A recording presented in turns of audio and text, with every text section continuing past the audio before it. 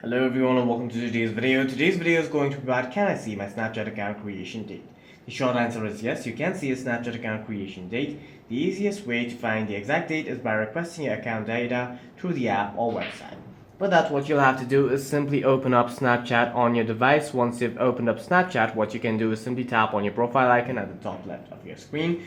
Once you're here, what you can do is simply tap on the gear icon at the top right of your screen to open up settings, and then scroll all the way down to find my data or search for my data. Tap on my data. Once you're inside my data, what you can do is, it is taking a while to load, but what you can do over here is simply hit export your memories and then hit next. After that, you'll have to do over here is tap on export user information, hit next, log in with your password and follow the rest of the on-screen instructions.